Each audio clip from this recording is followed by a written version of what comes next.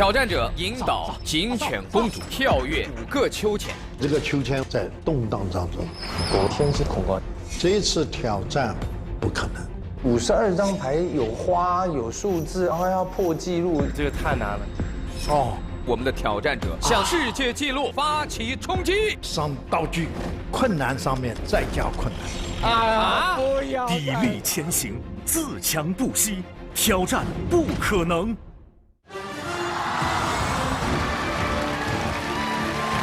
天行健，君子以自强不息。欢迎收看中央电视台综合频道大型励志挑战节目《挑战不可能》第3季。锐意前行，皆有我定。挑战不可能由全方位领先7座 SUV 长安福特2018款锐界独家冠名播出。本节目由海尔成套智慧家电挑战不可能家的新可能赞助播出。挑战不可能，年轻醒着拼，累了困了喝东鹏特饮。感谢本节目指定饮品东鹏特饮的大力支持。本节目由黄金珠宝国民品牌金一提供赞助，有喜事选金一。本节目互动奖品由精选海拔3000米有机青稞酿造的天有德青稞酒赞助。打开微信摇一摇，积攒挑战勋章，就有机会获得惊喜大奖。各位看到我身后这个巨大的挑战装置，应该也很奇怪。接下来这个挑战项目会是什么？那么到底这个挑战如何完成？由谁完成？掌声请出挑战者出场。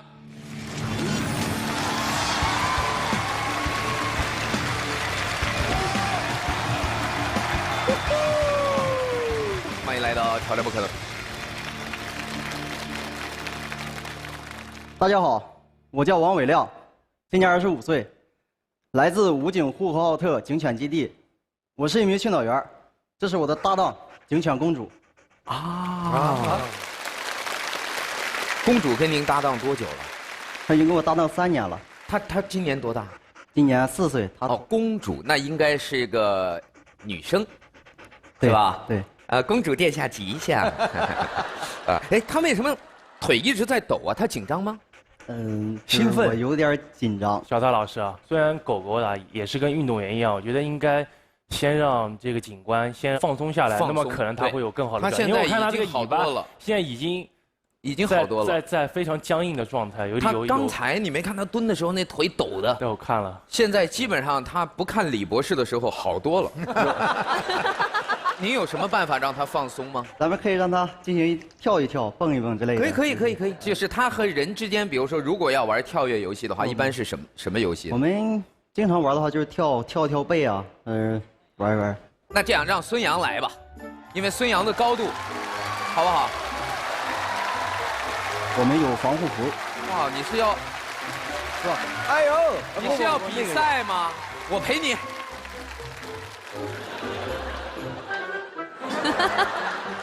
他是从我们一起跳过去吗？对，跳单个的，我怕他会踩到你，2个的话。踩到我。跳，上，哎，啊，没事啊，放松。好，跳，哎，跳，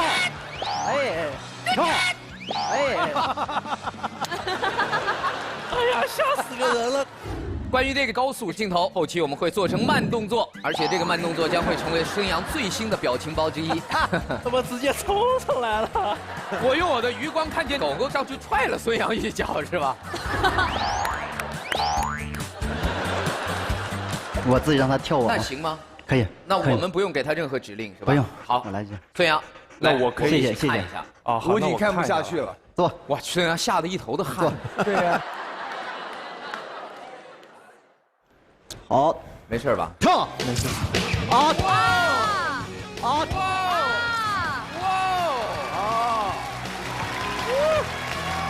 他已经放开了，现在完全已经放开了。他现在情绪放松多了，谢谢孙杨。公主啊，今天呀，你要在现场面对的这个挑战难度是很大的。刚才孙杨哥哥跟你玩的只是一个热身的游戏。对。接下来正式的挑战就要开始了。我们知道，狗有一个很重要的特点，它恐高。一般的犬类都会有恐高的这种现象。对。所以警犬在训练中是不是也要让他克服这种恐高心理？对，因为我们训这个高空训练呢，可能会出很多任务，这个障碍就是为了培养起来，克服他的恐高心理。所以今天我们的挑战就专门针对这个特点而设计。挑战规则：警犬公主要先跃上高8米、坡度为75度的鱼鳞板的顶端，然后在8米高空连续跳跃，间隔为1米、高度差为50厘米的5个秋千，然后从直径为25公分的20个棉花桩上返回地面，才为挑战成功。我们给警犬公主3次机会来完成挑战。我们以前警犬也训练它的高度，通常有2米就差不多高了。今天这条警犬，它爬到快3层楼高的高度，这一次挑战不可能。请问，挑战者听清楚我们的规则了吗？听清楚了。请挑战者前往挑战位，加油，公主！我们会给公主带上那个威亚安全保护装置，否则的话，它很有可能会掉下来。请各位保持安静。这个障碍非常高，也非常难。鱼鳞板的话，坡度是很直的。之前训练的时候，鱼鳞板上去之后就已经怕了，偏了。秋千的晃动那么高，蹬住，还会涉及到他体能方面的问题和跳跃方面的问题，难度确实挺大的。如果您准备好了，可以随时告诉我们。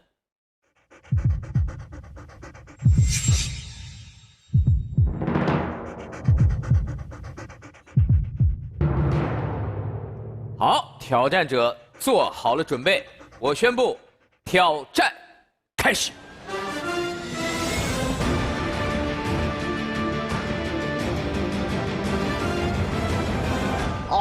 好的，公主，加油！上！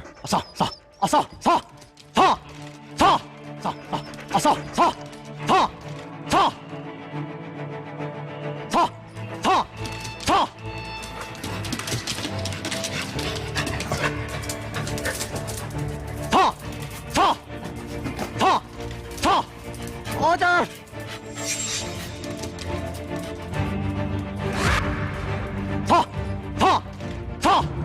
好点儿！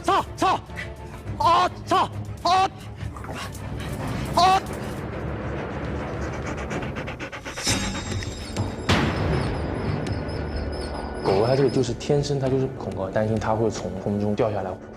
跳，好公主，跳，跳，好，跳，好，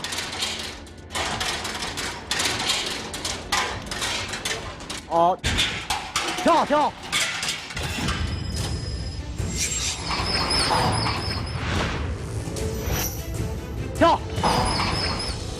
好，上。这个秋千呢，它晃动性很大。公主往前跳跃的时候，整个板它是不受力的，公主就借不到这个力往上跳，对于犬恐高，压力太大。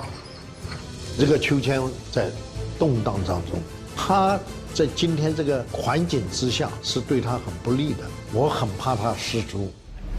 8米的高空，剧烈晃动的秋千更加剧了公主恐高的心理。时间已经过去半个小时，公主一直无法越过第3个秋千，王伟亮只能亲自乘吊车上去帮助公主。第1轮挑战失败。第一次挑战的话，它不够完美，因为只要是出任务的话，是绝对不允许有任何一点闪失。所以说，我还想再挑战，让她自己完整的通过这个障碍。我宣布，警犬公主第2轮挑战开始。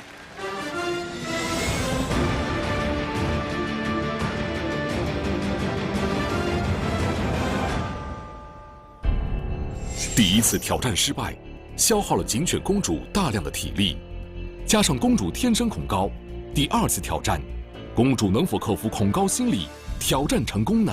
好的，公主，加油！上！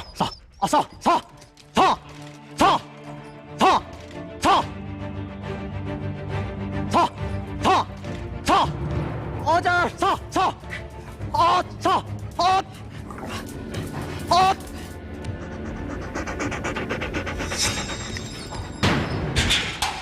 跳！来，上！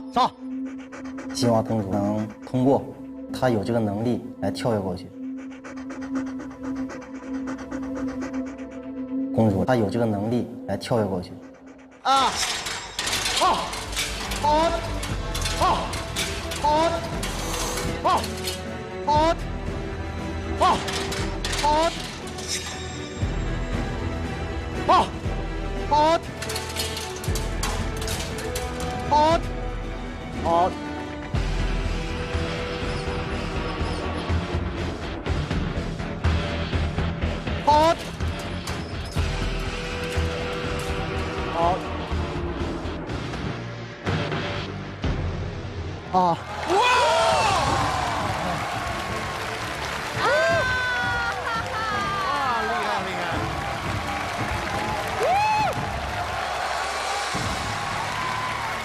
公主吉祥！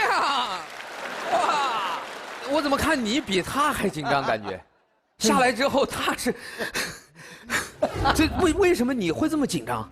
因为我训拳也已经6年了，从来没有接触过这么大的障碍。因为在我们基地的话有一些障碍，但从来没有这么难，然后没有这么高的。今天是什么状态？你看他刚才挑战，他有点特别兴奋。其实他到那个位置的时候已经有退役了。就是身体已经往后退了。我听见他发出那个那种声音，是他害怕吗？对，是他已经害怕，然后还听我的口令还着急。所以之前的尝试，每次都能成功，还是说失败的几率大？像这么高障碍的话，训练失败性是很大的。所以今天他是一个超常的发挥。对，属于一个超常发挥了。挑战成功，接下来我在荣誉殿堂等着你和公主，祝你们好运。谢谢。我很好奇，其实你和你的狗狗之间的感情这么好，你怎么舍得让它来完成这么高难度的一个挑战项目呢？其实呢，每次训练的时候，尤其像一些对于犬来说特别难，然后它也表现得很不愿意、很害怕，我也很心疼，但是没办法，狗恐高是它的天性，但是我们军人是以服从命令、完成任务为天职，在天职与天性之间选择，我们军人会毫不犹豫选择天职。那您在训练就是过程中受伤啊，或者包括像公主有没有受伤这样的情况发生？有呢，去年我们全国武警部队有一个警犬大比武，前期是我受伤，有段时间不能训练，情绪比较低落吧。后来等身体恢复过来之后，然后再和公主一块儿搭档配合再训练。其实公主是挺难的，因为我们比武的前几天，她那个爪子受伤了，特别严重。我当时已经对比武的话已经没有什么信心了，但是比武那天，他在那儿延缓之后，我下一个上的口令，一口气儿跑到终点，我的名次和第二的名次只差0.1秒。这是我们比武的时候得的奖。双向第1名。所以对他来讲，你的口令就是一切。对不对？就是这个的话呢，是全国武警部队授予的2等功奖章。就是因为这次比武，前期的话我是没有告诉我家人的，因为也是害怕家人担心嘛。但是等身体好过来之后，然后才告诉我家人，也是为了不让他们担心。父母来到现场没有？如果来了，我希望可以把父母也请到台上来。今天过来了。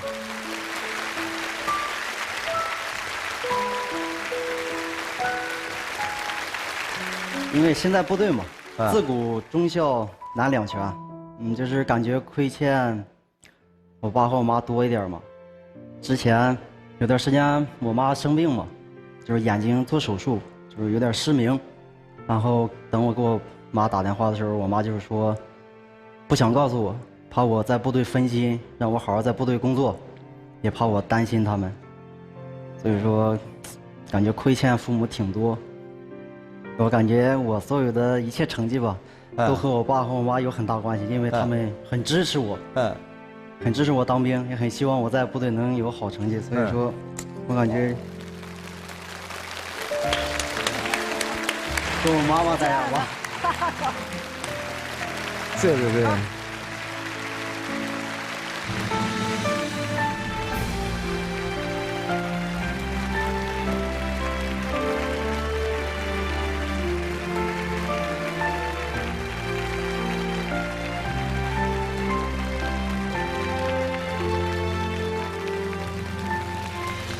其实伟亮跟我年纪也差不多，我跟我父母也发生过就是2次比较大的事情。去年里约奥运会的时候，我也是因为我第一天很可惜嘛，因为失利了，我自己觉得很失望。其实因为那一年压力确实挺大的，因为经历过脚骨折之后，自己心里没有太十足的把握。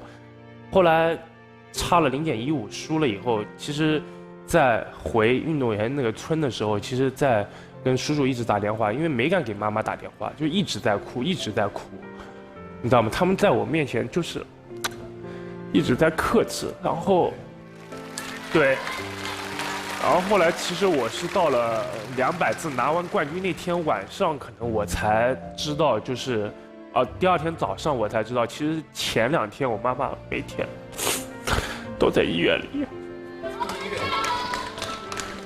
因为那个就是我妈妈好像是胆囊还是肝发作，就。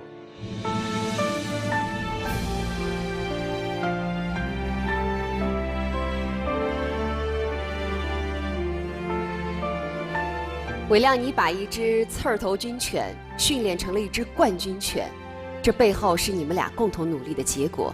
我想在这样一个并不容易的过程当中，体现出了公主对你的一份信任和忠诚，当然更体现出了一名军人的忠诚和职责。对于你能否进入今天的荣誉殿堂，我的回答是能。通过。伟亮今天在进入荣誉殿堂的同时，也可以带着父母一起走进那个荣誉殿堂。谢谢谢谢。伟亮把狗狗和人类之间这种情怀，它融为自己的生活，融为自己的家庭，包括他们对训练这种认真执着、刚强的一面，都展示了给我们所有人。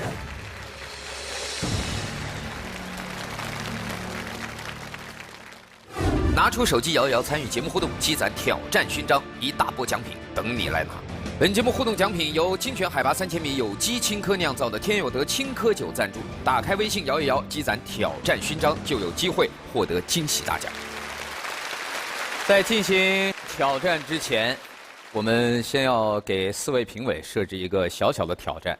看到我手中的扑克牌了吗 ？No， 不是斗地主，变魔术。也不是变魔术，是要考验各位在短的时间内的最极致的记忆能力。哦，不可能。哦，不可能。已经有一位评委放弃了。我也放弃了。好了，我们那个不开玩笑了，这个12张牌全部是花色牌，然后这12张牌呢，我会随机打乱，随机打乱之后，会有我们现场的挑战助理按照我打乱的顺序。完全精准地复制出4个一模一样的顺序，然后交给4位，4位在最短的时间内记住它的顺序。请注意，要连花色一块儿记。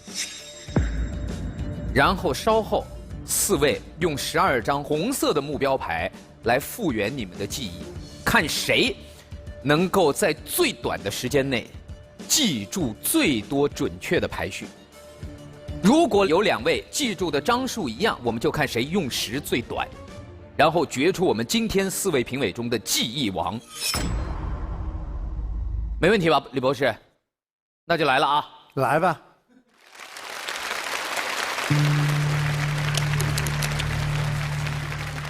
总共就12张，其实打来打去也无所谓，就这样了。来，请根据我的这个顺序复刻出来。我感觉记不住。记不住，真记不住。3张能记住3张就不错了。问题主要有花色，真记不住。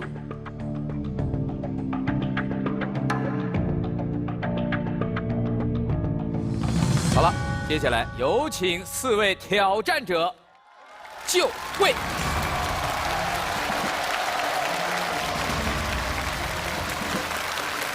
接下来，请4位挑战助理把还原的牌发给4位。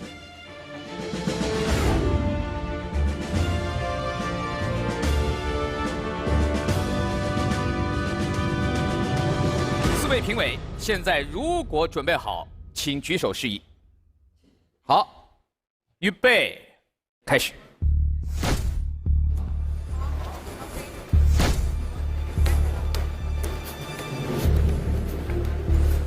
我们保持安静。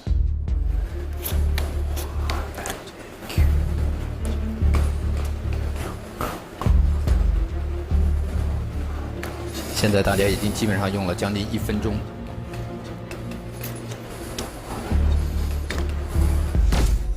李博士停表了，1分11秒。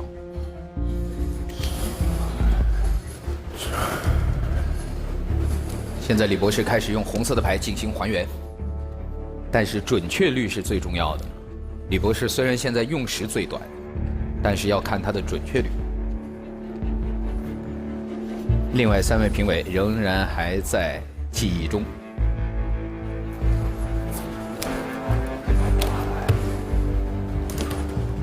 好，庾澄庆评委也已经停表了，可以开始复原。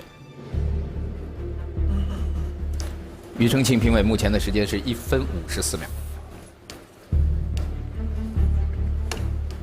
董卿评委也停表了2分09秒。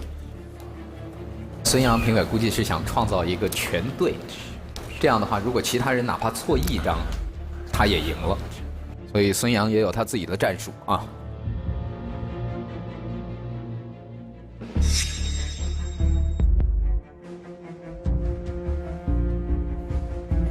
李博士不要看别人，那能不能重来啊？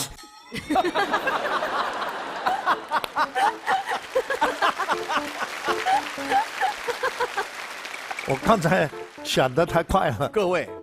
我好了，好，不要动了啊，放到那盒子里。我应该会成功的。董卿评委还在复原。我觉得其实我有一个把握，就是我所有的牌是对的，可是花色可能是不对的。我告诉各位，你们完全不用担心，有人表还没停呢。啊，有人表的还没停呢。你是在游1万公尺是吧？他在横渡海峡。所以李博士没问题，您就放心大胆。你看您旁边这位年轻人。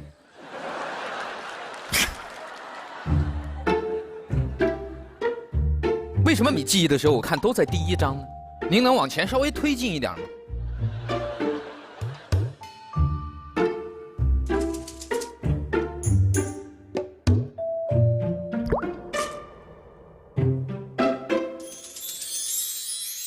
你快点记，记完了赶紧停表。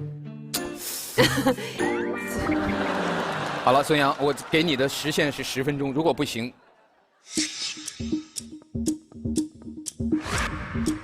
截至目前，测试时间已经接近11分钟，而孙杨却迟迟犹豫不决。主持人最终决定停止他的记忆时间。对不起，请开始复原。10分钟11分23秒，全忘了，全忘了。复原，快！这样，我先把李博士的。我先把李博士的放上来。好。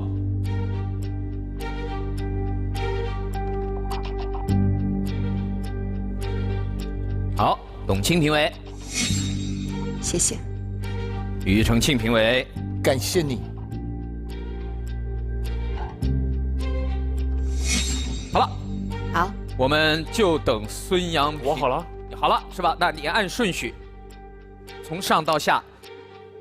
也许孙杨是我们当中记得最好的，最好的。对，好。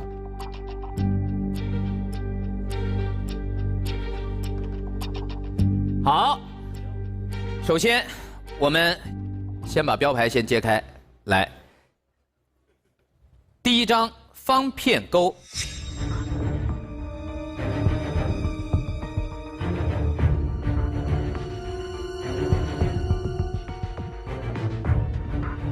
好，孙杨正确，我错了，真的。庾澄庆评委正确，董卿评委正确，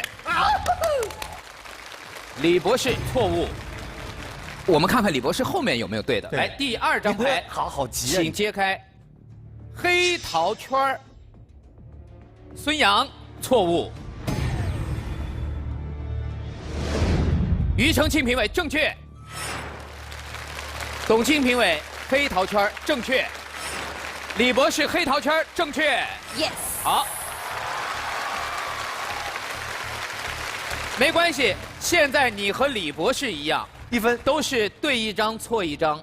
庾澄庆评委和董卿评委目前2张全对。看第3张，方片 K。李博士又错了。第4张，黑桃沟。董卿评委也出现了错误，目前保持不错的只有庾澄庆评委一个人。再看下一张，梅花 K。孙杨评委错误。哇，漂亮！庾澄庆正确。啊，我也不对。李博士对了，李博士正确。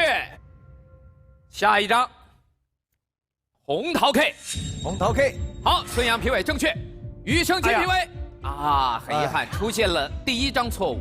好，董卿评委正确，李博士正确。漂亮。红桃圈儿。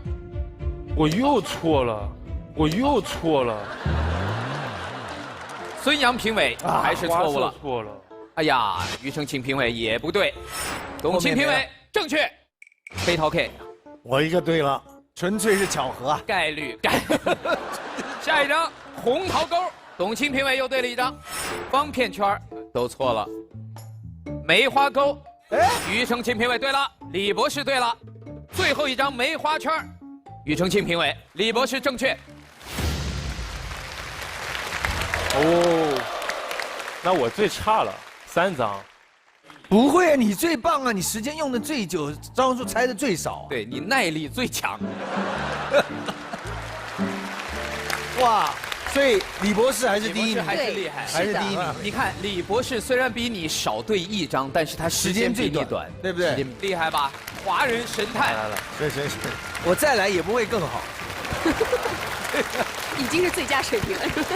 对啊，这个太难了。刚才4位评委12张牌完成的相当漂亮，不过12张牌并不是今天我们的挑战目标，我们今天挑战的是一副整的扑克牌，52张。到目前为止，速记52张扑克牌的世界纪录20秒44，而这一纪录到目前为止维持了2年，无人打破。而今天我们的挑战者就要在这里向这一世界纪录发起冲击。掌声有请挑战者出场。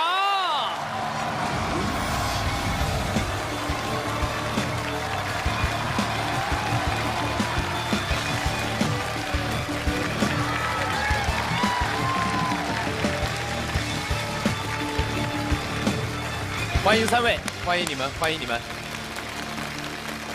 大家300怒，明年了我了边古月克代的。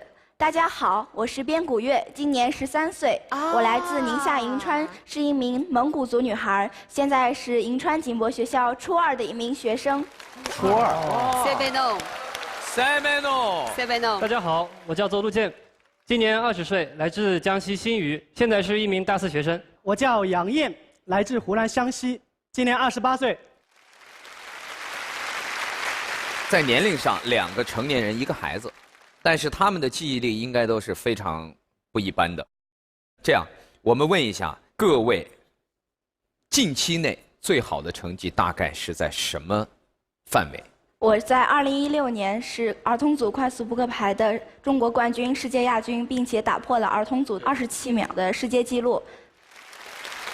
成绩是多少？那个时候？那个时候是25秒。你在哪里参加这个世界比赛？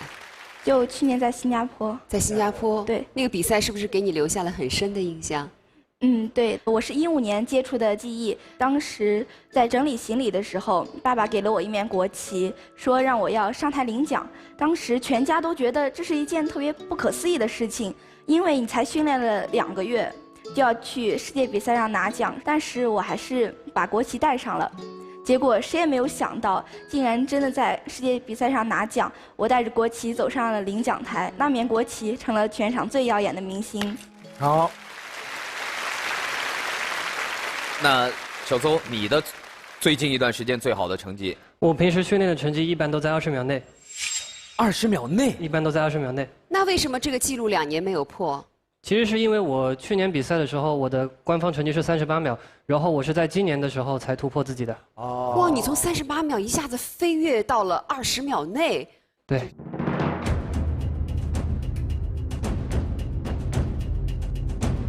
你是怎么做到的？其实中间有一个小故事，因为我30秒确实停留了不少时间，我就给自己一个小目标，我告诉自己，如果我没有成功的话，我过年就不参加活动了。哦，窝在家里，对吧？在家里训练。最终还是没有成功，所以你就过年就闭关。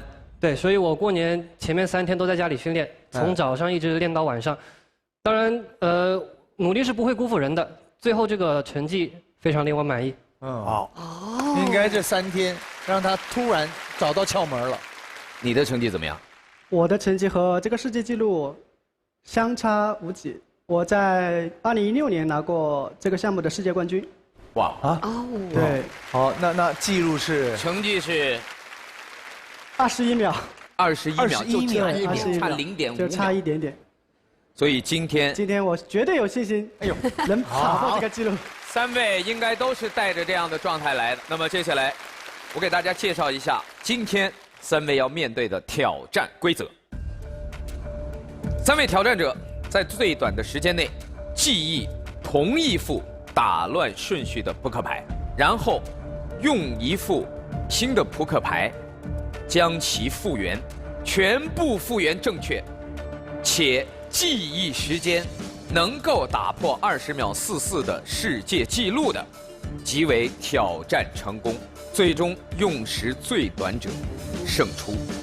所以对于各位来讲，今天你们的目标是在世界纪录这个高度，而不是彼此。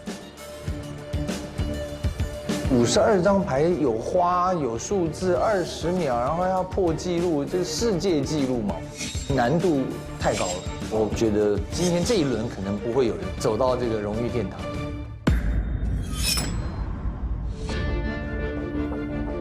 接下来，让我们掌声有请我们今天专门请到的裁判郭传威先生。郭传威，世界记忆运动理事会中国区秘书长，国际认证裁判。作为本次挑战的见证者，他对挑战规则提出了修改意见。作为国际裁判，我今天有个建议，就是边古月作为一个13岁的少年，所以呢，他如果今天能够挑战25秒04的少年组的世界纪录，那样的话，他也是算是挑战不可能。好，那么接下来3位做好准备迎接挑战了吗？做好了，做好了。我们有请3位走上挑战位。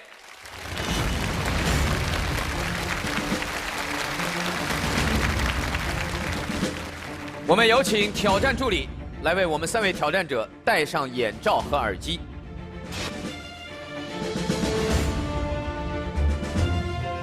接下来，我们有请裁判员先检查一下我们目前放置在台上的这些扑克牌。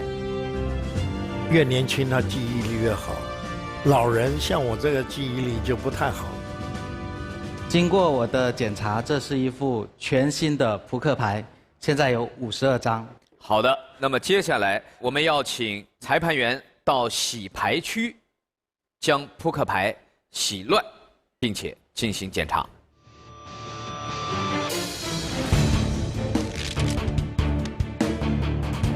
国际评审郭传威将选好的一副52张扑克牌随机打乱，然后由3位挑战助理复制3副完全一模一样的牌。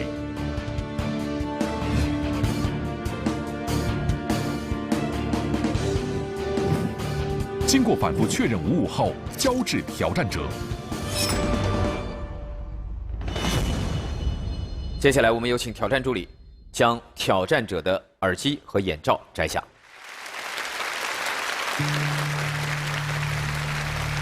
根据国际比赛的标准，3位挑战者必须在前5分钟的任意时间段完成记忆，在后5分钟的复牌时间任意时间段完成复牌。在规定的时间里，挑战者可以随时开始。现在，请3位挑战者检查你们的计时器，开始。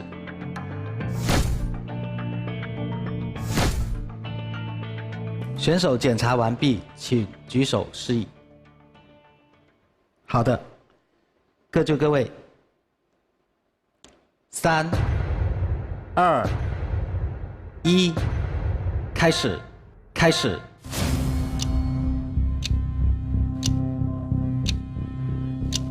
这项挑战是考验人瞬间记忆的能力。挑战者需在5分钟内的任意时间段，快速记忆52张扑克牌。那么，5分钟内前段时间的记牌者，他看到的信息会在大脑里停留的时间较长，这是会加深他的记忆呢，还是会逐渐遗忘？而选择在5分钟后半段的记牌者，他会记忆更清楚，还是不稳定呢？让我们拭目以待。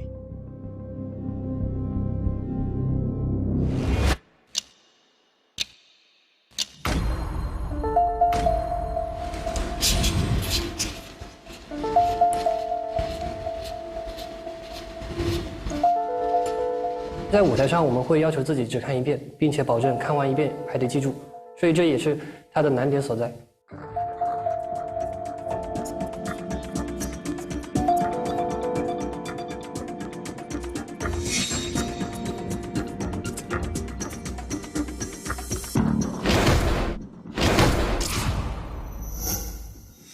我觉得今天这一轮可能不会有人走到这个荣誉殿堂。邹路健率先以17秒593的时间完成了记牌，目前在时间上他暂时领先于世界纪录。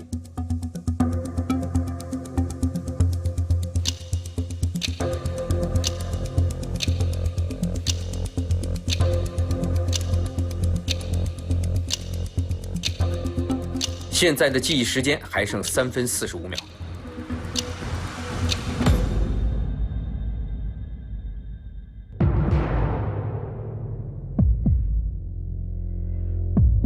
我们需要就是完全一个好心态，摒弃所有的目光，把这个焦点和气场给摒弃掉的话，是一个非常艰难的一个锻炼吧。杨烨也开始记牌了。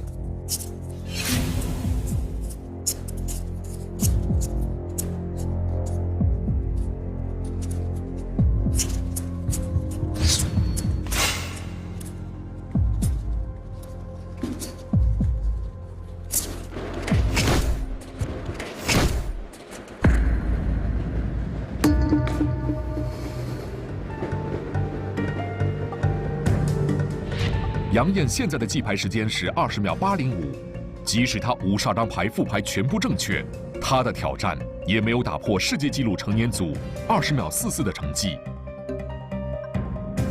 接下来还没开始记牌的边古月，能否打破世界纪录少年组25秒04的成绩呢？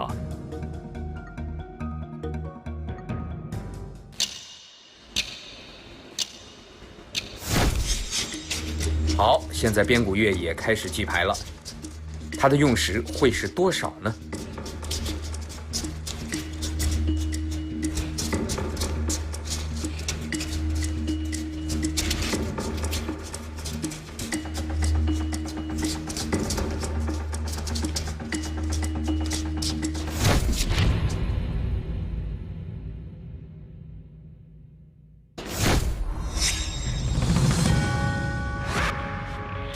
？22秒也是我之前我觉得我应该可以达到的一个成绩，觉得挺开心的，达到了自己的第一步。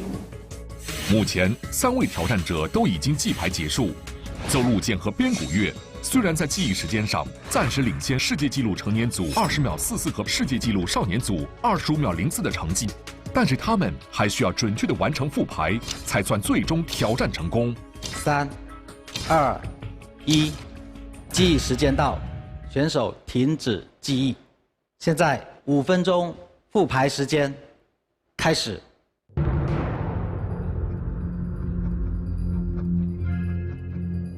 在5分钟的复牌时间内，挑战者需将一副全新的扑克牌还原至他们刚刚记下的扑克牌顺序，1张不差即为挑战成功。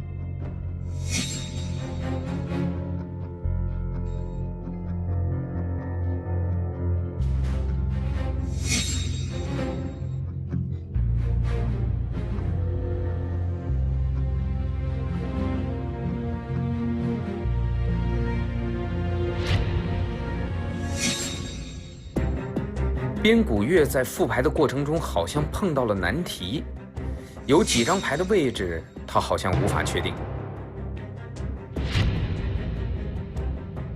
13岁嘛，看得出来好像有一些困惑。这种拨牌记忆是需要你的精准的记忆，就是每一张牌都不能错，必须是100%的正确率。随着复牌时间的加长，对脑力和体力都是一个巨大的消耗。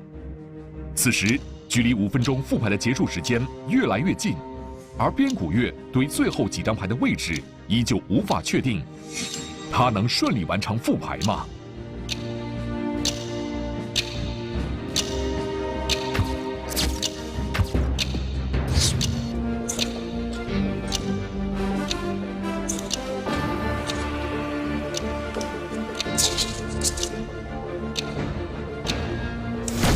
好的，边古月也完成了复牌，时间还有40多秒。我这个年龄的话，其实耐力和定力是不够的，但是我很自信，我一定能够超越自己的水平。5、4、3、2、1，复牌时间到，请选手停止复牌。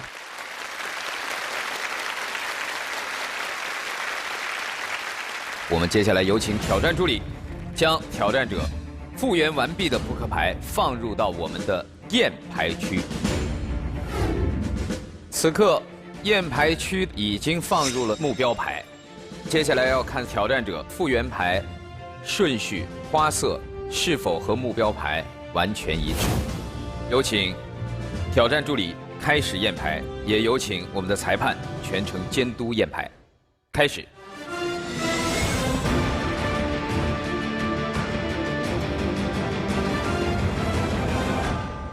首先，我们来看第一张目标牌梅花10。接下来，我们来看边古月的第一张复原牌梅花10，邹路剑。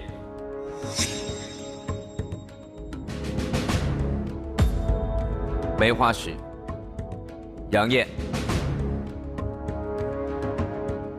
第一张牌都没有问题。接下来我们看第二张目标牌方片7，边古月。方片7，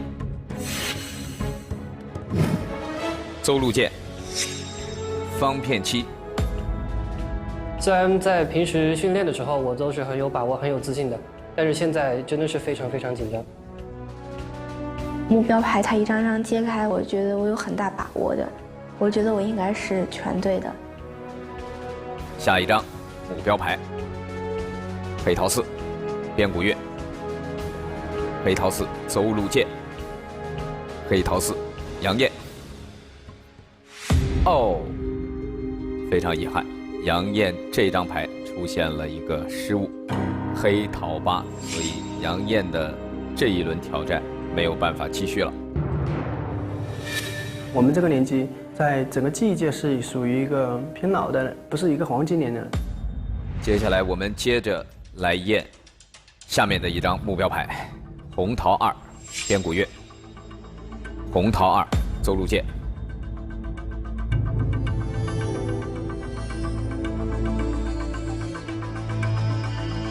接下来下面的一张目标牌，梅花钩，边古月。梅花钩，邹路剑。梅花钩，目标牌。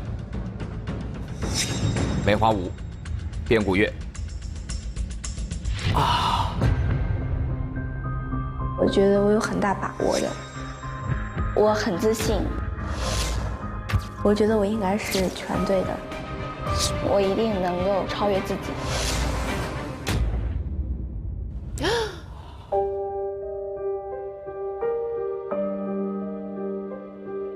很遗憾，边古月在这一张牌出现了一个失误。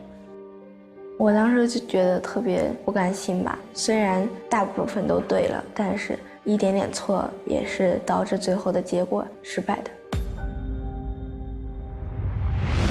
目前边古月退出了这一轮验牌。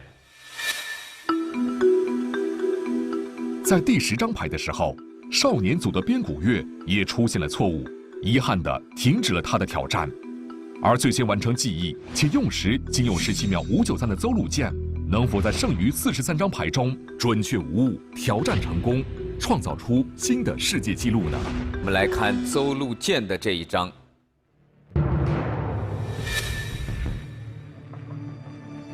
梅花5继续验牌，目标牌。红桃10，邹路健。红桃10，目标牌。方片8，邹路健。方片8，目标牌。方片10，邹路健。方片10，红桃7，梅花尖儿。黑桃9，黑桃5，梅花2，红桃勾。红桃3，梅花3，梅花4，梅花8。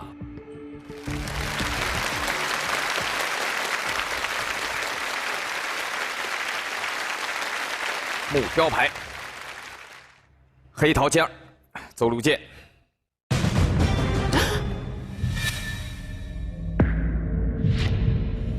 不对了。我看到那一刻的时候，整个身体都麻木了。我明明记得是对的。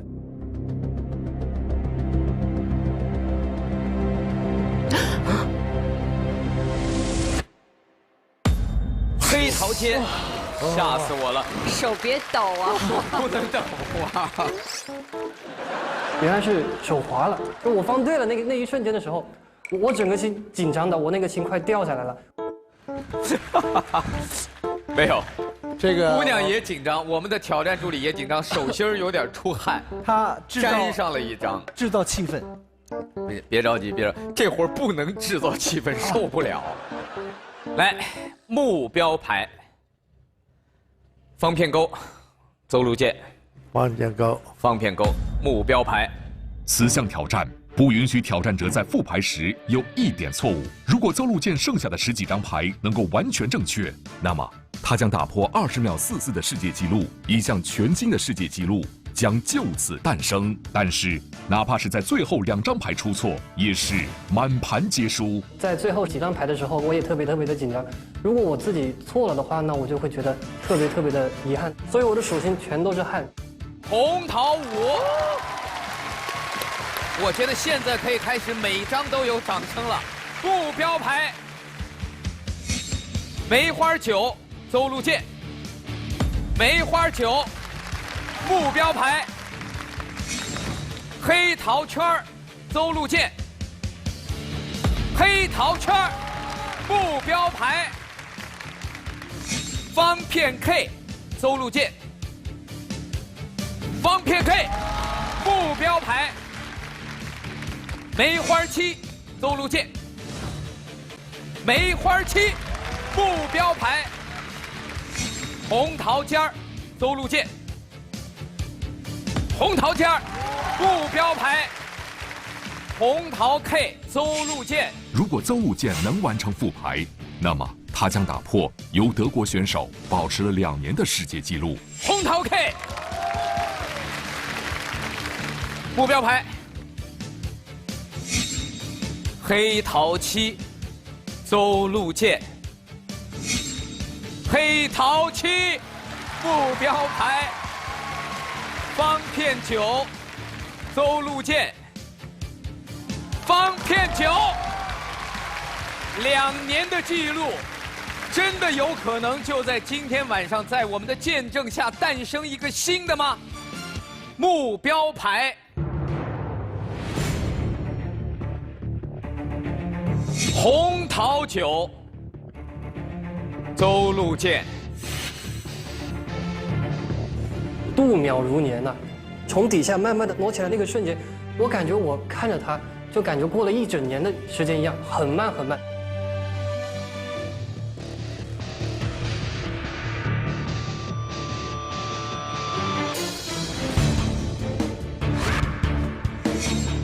当我看到底下那个数字的时候，以及那个花色的时候，那我的心就已经静下来了。红桃9，红桃9，最后一张目标牌，红桃6，邹路健，红桃6，没有了，全部正确顺序，哇哦！经过全场的见证，快速扑克的世界纪录一直保持在20.44秒，保持了2年，而且是外国人保持着。今天我很激动、很兴奋地宣布，中国选手邹路健以17.59秒的成绩刷新了这个纪录，大家为他鼓掌！世界纪录！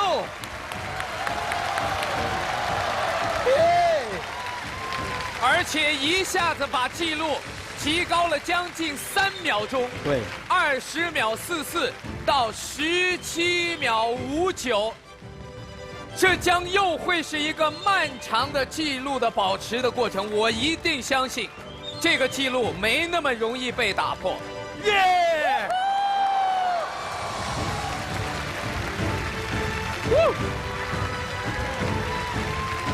我们的挑战助理将这个证书，热腾腾的刚出炉的证书，在之前5分钟以前还无法确认这个记录会不会诞生，但是此刻，一个全新的证书诞生了。您还要现场要签上，要时间，时间，您要把时间写上。我们的国际裁判要郑重地把他记录下的时间签写在证书上。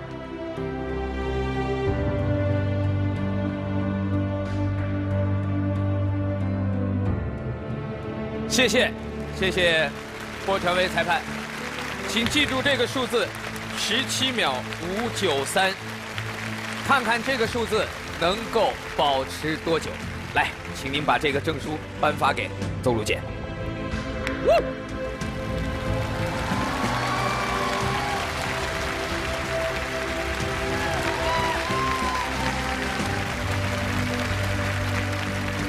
谢谢，再次掌声感谢我们的裁判。谢谢，谢谢，谢谢郭传威裁判，谢谢您。我们也再次用掌声感谢我们的2位挑战者边古月和杨烨，谢谢你们的参与，谢谢。希望下一次改写这个时间的是你们。谢谢老师。太刺激了啊！要祝贺哦，我们要再次祝贺庆祝邹路健同学，祝贺你挑战成功。谢谢。我觉得这真的是一种荣耀，就是你所做的一件事情，值得全世界来知道。你是从小就在技艺方面表现出了特殊的天分吗？没有，我是在2015年3月27日接触到的这项运动。2015年。为什么记那么清楚？因为我一般比较喜欢记日期。是谁介绍你呢，或者是自己你决定要参加？那个是因为我们在学校里面15年3月27日有一场讲座啊，那一场讲座会有一位老师来介绍这项运动，但是当时其实挺遗憾的，我没能去听这场讲座，因为当时有课。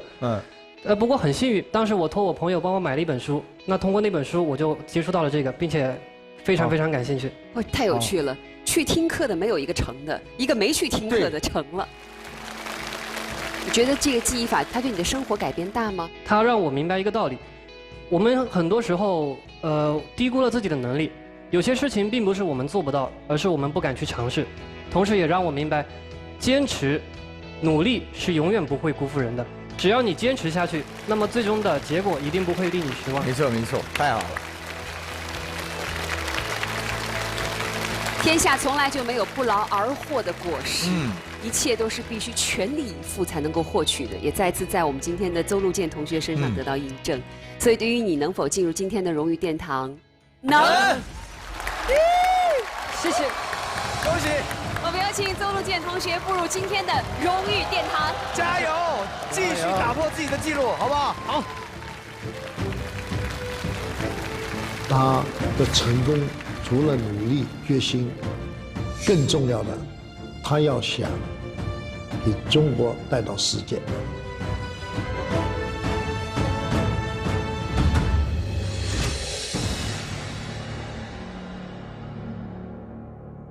拿拿出手机摇一摇，参与节目互动，积攒挑战勋章，一大波奖品等你来拿。本节目互动奖品由精选海拔3000米有机青稞酿造的天有德青稞酒赞助。打开微信摇一摇，积攒挑战勋章，就有机会获得惊喜大奖。掌声请出我们的挑战者。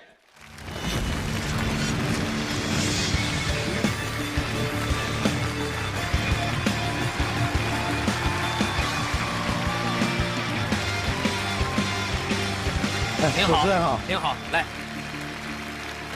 大家好，我叫袁忠彪，今年48岁，来自广州市公安局刑事技术所，我从事路面复原技术工作。您从事这项工作有多长时间了？我从警30年，从事这项工作27年，比我年纪还大。今天摆在袁警官面前的题目，请大家注意，不是我们节目组来出的，李博士主刀给您出题，您压力大吗？压力大。我也看过李博士给这个挑战栏目做的那个题，那每一道题都是极致的标准。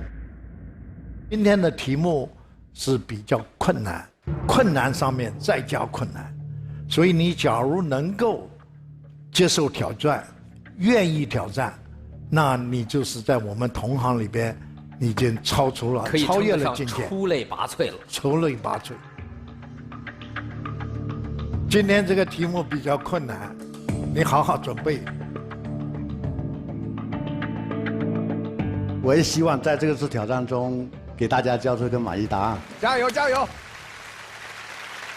接下来有请袁警官到雕塑桌就位，也有请我们现场的挑战助理，为了我们的挑战公平公正，为袁警官现在要戴上耳机和眼罩。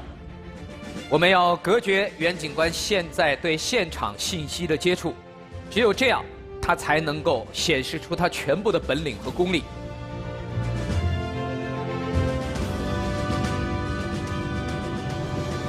接下来上道具。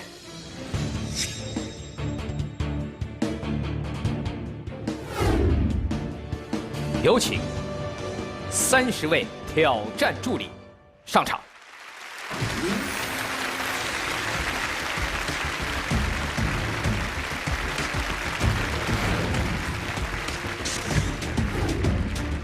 这一次我们30位挑战助理，面部特征还是有不一样的地方。对，身高差不多哈，但它主要是颅面复原，它跟颅面是不是它也要考虑到整个人的身高体重？对，它也有一定的比例。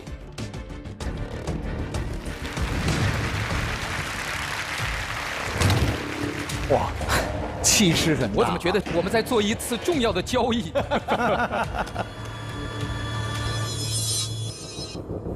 开箱。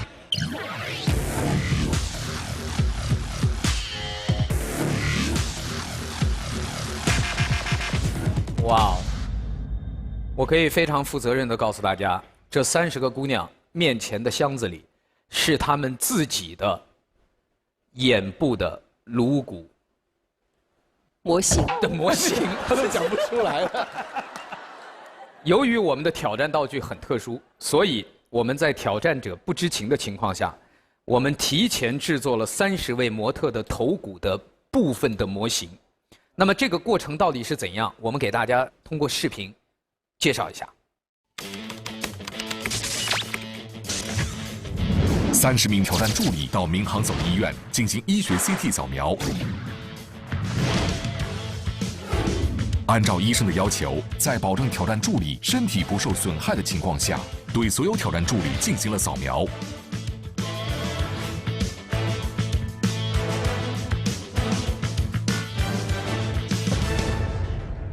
扫描后，将数据输入到中国航天科工2院25所的3D 打印设备中。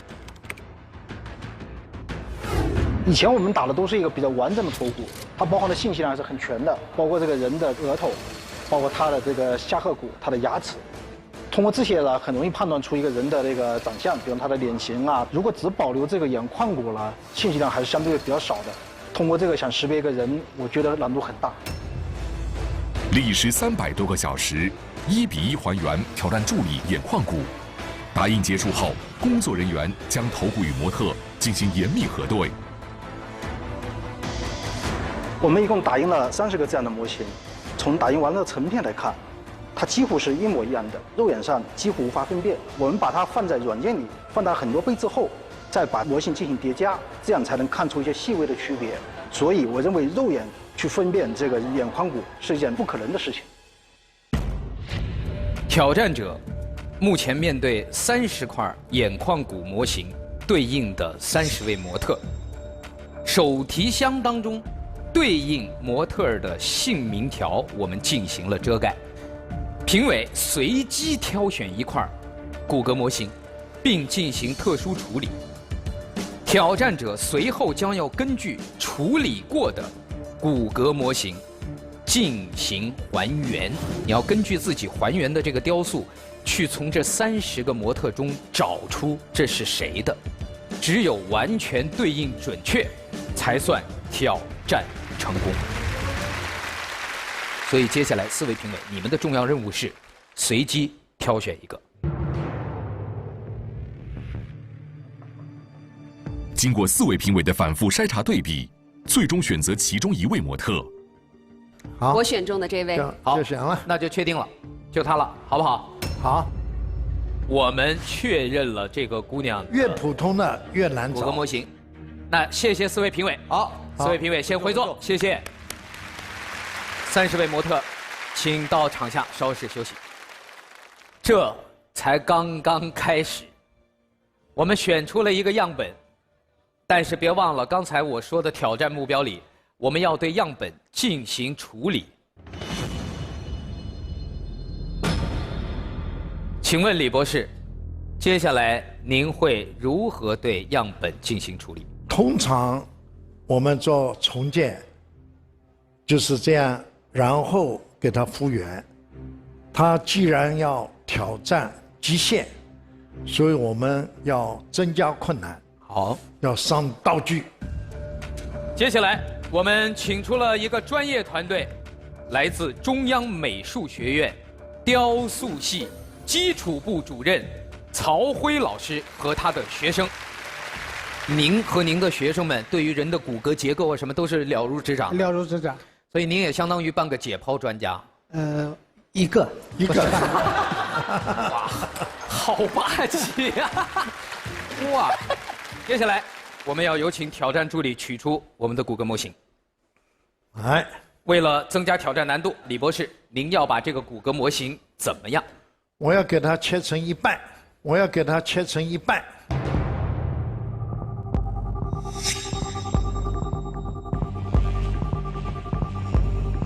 左边右边分开来。对。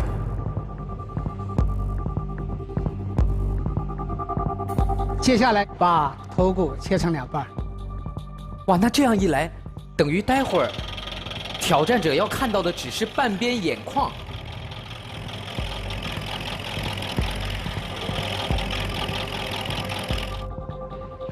哇！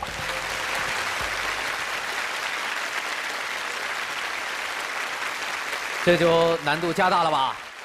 还要再上道具还要再上道具。继续上道具。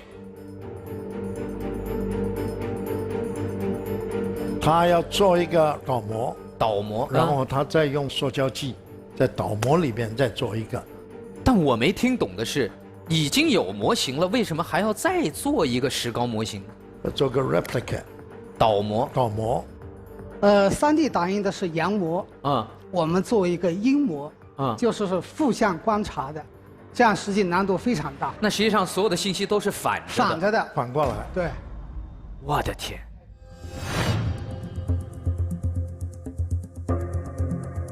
好，开始吧。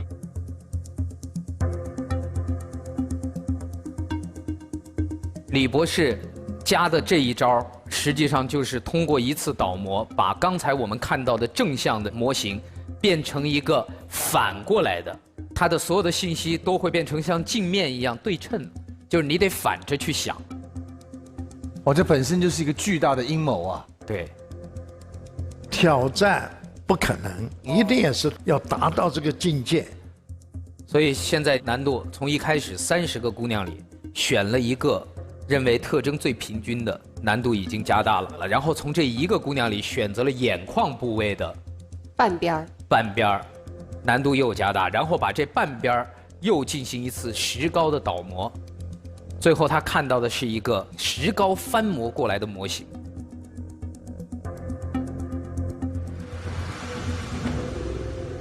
这难度太大了，这就一个坑啊，感觉不是一个坑，我的妈呀，坑里面有一坨，像什么一样啊？一般的人看到这个就懵了，所以它的这个特征越来越少了，所以困难度就越来。您认为这还有特征吗？还有，有，还有。那现在是不是就这样可以给袁警官去看了？还要再难一点，还要再难一点。不要再难了。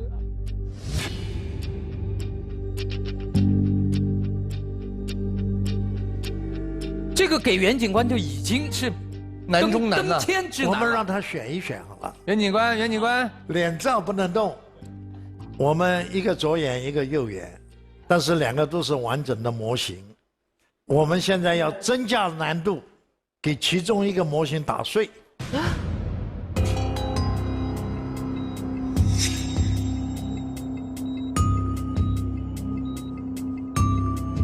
你挑那个完整的模型，重建成功，你就能够进荣誉殿堂。假如你要挑那个打碎的，那你就是真正挑战世界上不可能的事。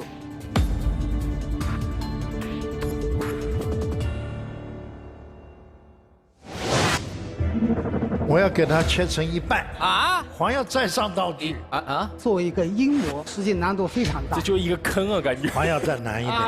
不要再难了。李博士，您确定要把难度真的加到这样吗？没有啊，因为我们在现场常常是破碎的，不是每个都完整的。行，我接受李博士的挑战吧。他接受挑战。打吧，打！大家要不要打？打！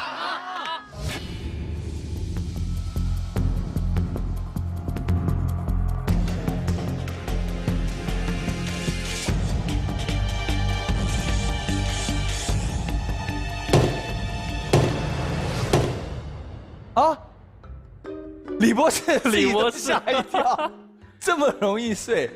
这个太碎了。李博士，你觉得这个碎度会不会太难了？这个太难了。这个太难了。这太难了。这个呢，他愿意接受挑战，他就试一试。试一试，但是他还有机会试另外一个。只有完全对应准确，才算挑战成功。所以你假如能够接受挑战，愿意挑战，那你就是在我们同行里边，你已经超越了境界，出类拔萃了。出类拔萃。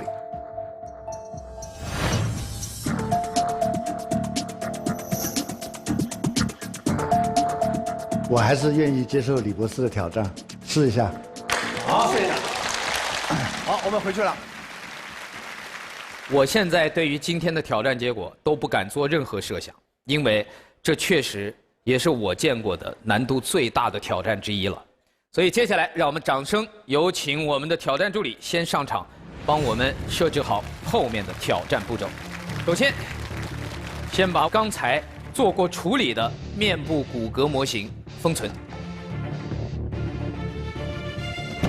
李博士选择的这个被砸碎的石膏倒模，现在摆在了挑战者的面前。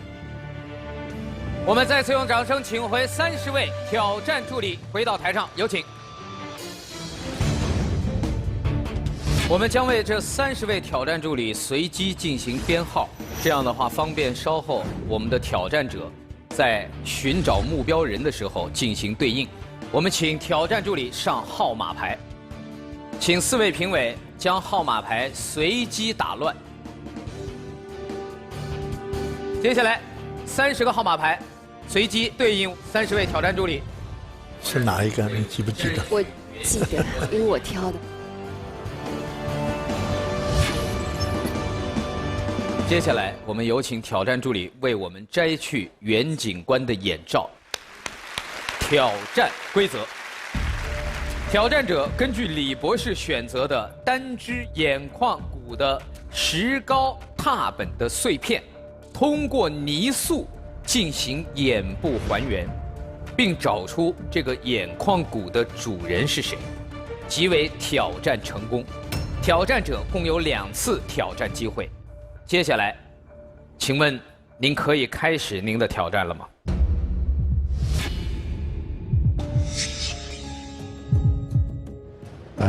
可以吧？可以吧？他有点想走了，你知道吗？袁警官可以吧？太碎了，太碎了，终于讲出心里的话。本来一个眼眶就已经很少信息了，这么碎，袁警官有一点不爽，有点急了。本来1个都很少了，你还要搞石膏倒模，还要砸成那么碎。没关系，您开始之后也可以慢慢拼。啊，因为我们不给您时间限制。准备好了，可以。好，我宣布，挑战开始。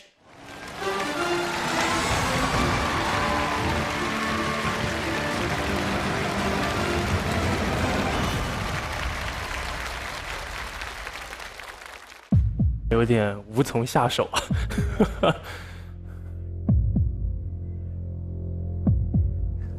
他们去掉我的耳机的时候，我听到他们说要打碎，我在心里在忐忑。我说千万不要敲得太碎啊！真的送到我面前的真的是比我想象当中的还要碎，我真的心都凉的。我27年的工作都没有遇到这么那个。那是因为您27年都没遇到李博士。也确实是。现在我觉得袁警官变成了一个考古学家。首先，他要把这些碎片尽可能的复原。李博士自己敲了都吓一跳。这个眉弓、内眼角啊、外眼角都很难看得到了啊，而且这个石膏啊，因为现在还热，一砸碎它又变形，对都对不上去。从挑战开始到现在，没有停过。袁警官一直在诉说着他的困难、委屈，但是我们的回答是，我们也只能帮您帮到这儿了。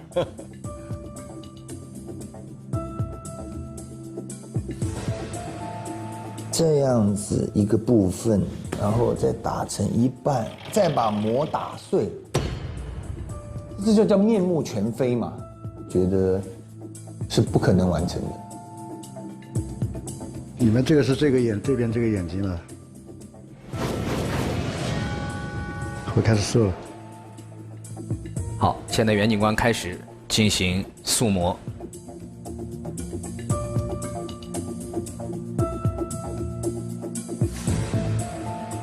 我们的模特可以稍事休息一下，在原地。对，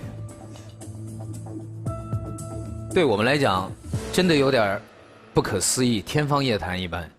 因为我们看刚才最直接的骨骼模型，我们想跟后面的真人对上都很困难。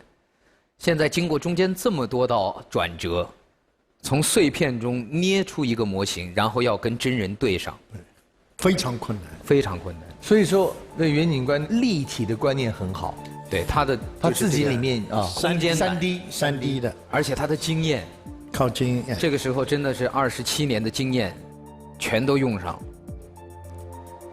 袁警官现在应该是在做他的鼻梁骨这一块吗？2个眼窝，先把它大形捏出来。对，大概的形状。对。他在用手指寻找着面部的每一个细小的凸起和凹陷。今天这个节目确实是非常难。李博士把这个眼眶骨切割开来呢，他就把鼻骨的信息就切掉了，完全都没有鼻骨的信息。他本来可能有10几个点可以评价骨架的重建，现在他切了一半，我又打坏了，就不完整了。不完整的时候去重建是很不容易的事情。这太难了，这怎么最后能看出谁是谁呀？这个太碎了，本来一个眼眶就已经很少信息了，这么碎，我认为是不可能完成的，因为我们没有那种能力。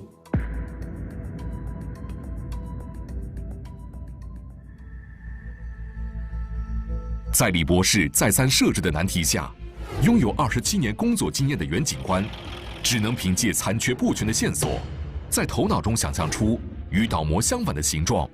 这对他来说无疑是个巨大的挑战。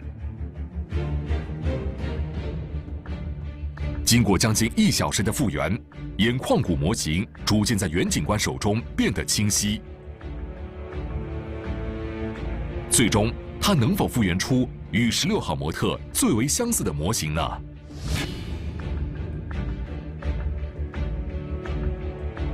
我现在明白曹老师为什么说他雕一个人的头部的形象有时候要10天的时间，通常要很久啊。对啊，他这个真快啊！通常连电脑重建我们都要7天，有的10多天。所以我们在现场这么要求袁警官，是不是本身就已经很不公平？很不公平。但是袁警官，你也不用着急，咱们前面99步都走过来了，我们希望您能挑战成功，您踏踏实实把最后这点细节做到您满意为止。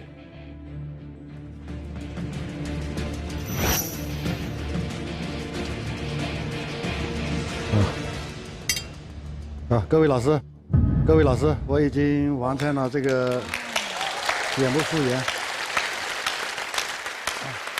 尽管也只是局部，但是袁警官将要通过这个局部来寻找这30位当中唯一的那位目标人。有请袁警官移步至挑战区。有请我们的挑战助理将袁警官完成的泥塑放到验证台。袁警官，现在您要通过您复原的这个模型，来从您身后的30位挑战助理中找出唯一的那位目标人。接下来，我们就有请袁警官开始寻找目标人。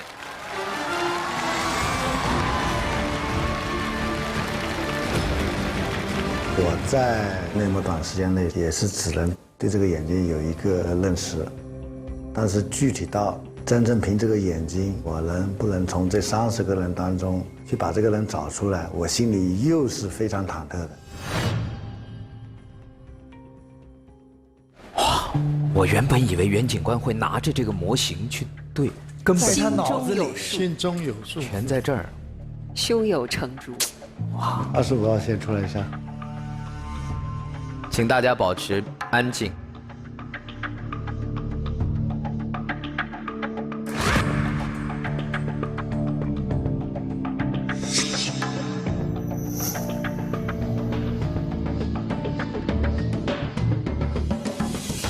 27号出来一下。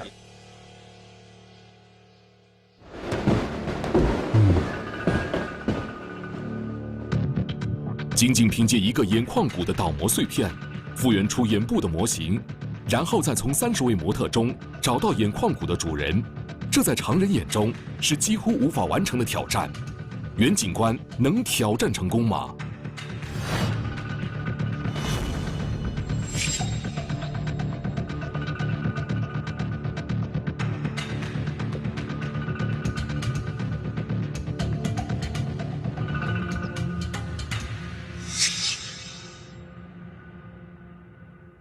？16号出来一下。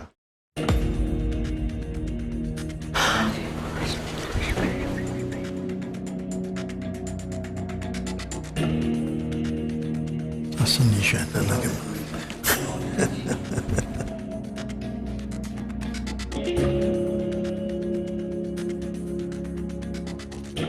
9号也出来一下。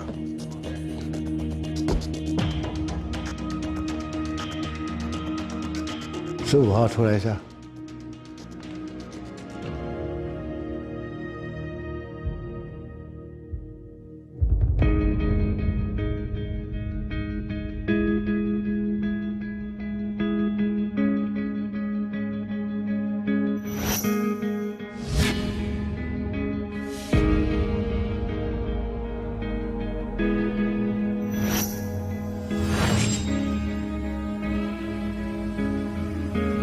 16号回去吧，16号回去吧。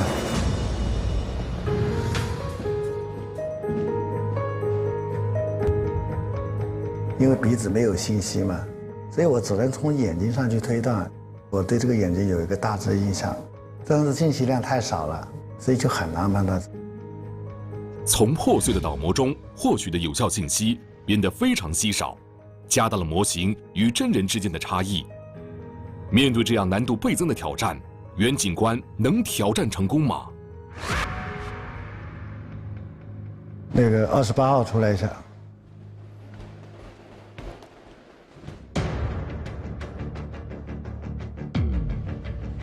25号回去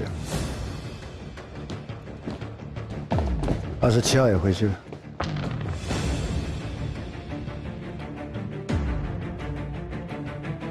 那个2号出来一下，15号回去吧。2号回去。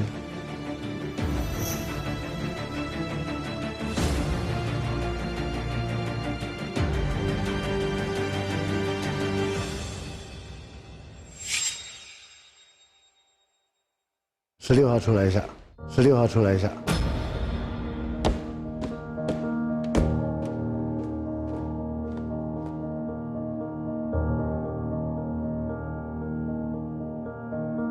那22号出来一下。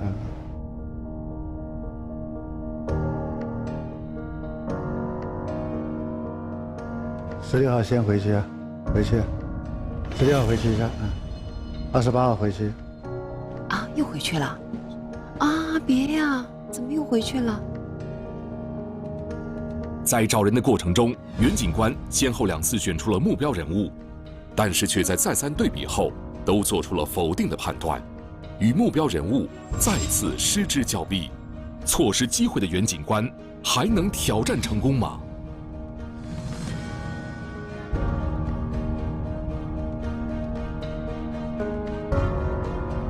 ？16号再出来吧，16号再出来吧。哇塞！哇塞！我感觉再下去，16号自己的面部表情就要出卖他了。对，已经有一点不一样了。3次，来回3次。22号回去。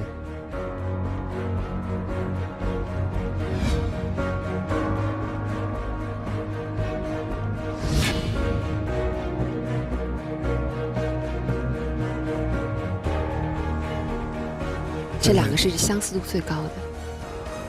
你对着那个模型看16号，很像。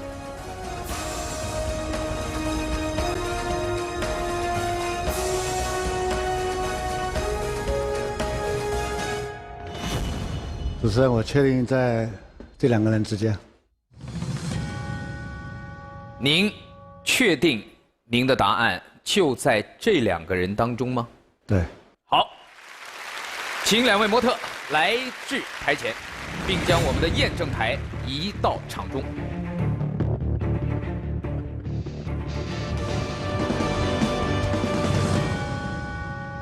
好，请袁警官在2位当中选择您的最终答案。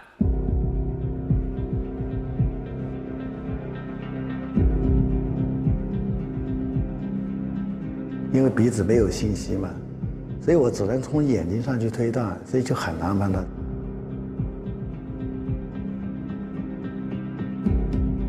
哎，好难啊，真的好难。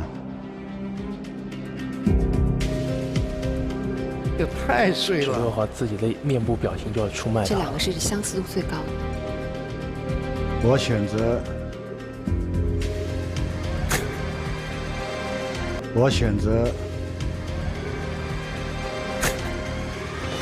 我左边这位，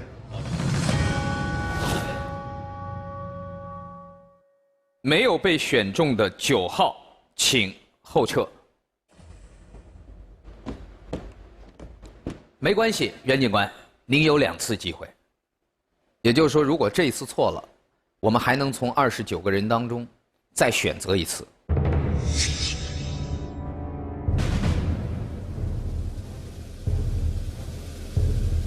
我确定16号。好接下来有请16号模特揭开你身上的名字。古晶晶，请挑战助理打开箱子。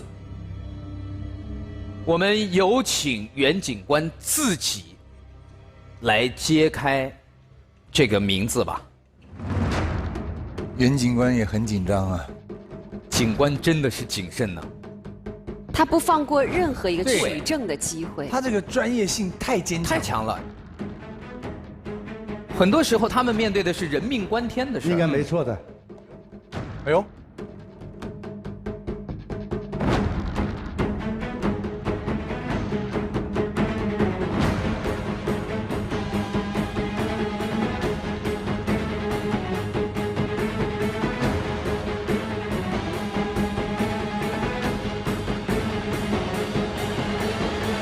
古晶晶，古晶晶。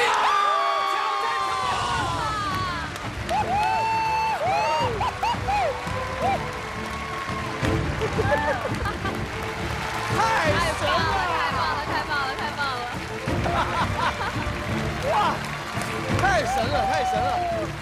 厉害，厉害，厉害，厉害，厉害，厉害！太厉害，太厉害，太厉害了吧！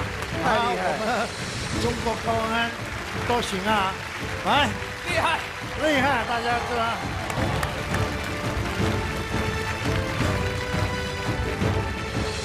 最后，您的目标锁定在16号和9号当中，应该说准确率已经非常高了。这是怎么做到的呢？我们请那9号姑娘可以再回来，我们再看一下9号姑娘，她跟16号真的是有相像的地方的，特别在这一部分，在这一部分。开始我比较倾向于她，后来我通过站在她侧面，我觉得侧面还有这个眉弓的方向走向，眉弓的方向跟走向，对，她的眼眶骨肯定是平的，对。他的眼眶骨呢就要稍微倾斜一点。哦，再次把掌声送给我们30位，谢谢你们的参与，谢谢，请到台下休息吧，谢谢，谢谢你们。好，袁警官挑战已经成功，但是能不能进入荣誉殿堂，稍后我要看4位评委你们的决定，我会在荣誉殿堂等待您，祝您好运，谢谢。袁警官，您有专门学习这个颅面复原的科系吗？没有，我是基本上是自学。自学？是，因为我从小比较喜欢绘画和雕塑。后来读初中的时候，历史课本有一张那个北京猿人的复原像。所以我对这个颅面复原呢就产生了一个印象。那您这个20多年的时间里边参与过多少案件啊？我用颅面复原技术破获了上百起案件，破了上百起。他们是默默无闻，在实验室里面工作，不像外勤可以去抓人啊、得奖啊。很多我们做内勤的无名英雄，是无名英雄，是支持破案的。来，再次给他鼓掌。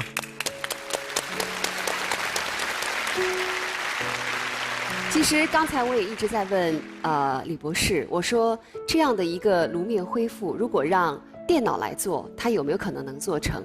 博士告诉我说很难。其实这个问题早在2000年的时候我都已经考虑了，因为国内会手工复原的人也是凤毛麟角，其他的都是用电脑拼图啊，或者是用其他的那个，所以三维技术发展起来了。后来我就向公安部申请了一个科研项目，把自己的专家经验融合进这个三维技术里面去，做成一个软件系统来全国推广。系统化是啊，这个项目呢，2011年获得公安部科技进步2等奖。我呢，2014年呢，非常荣幸的获得了国务院特殊津贴专家的荣誉。这个奖项在整个公安系统不超过10个人。是很少的。所以，对袁警官能否进入我们今天的荣誉殿堂，我们的答案是非常一致的，那就是能。有请袁忠彪警官步入荣誉殿堂。恭喜恭喜！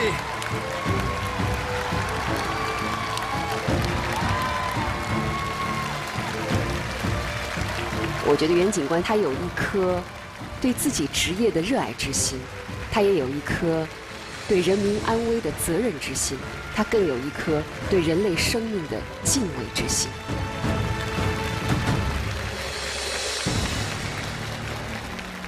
挑战不可能节目同名书籍已经正式上线，拿出手机参与微信摇一摇，就有机会获得节目同名书籍折扣券。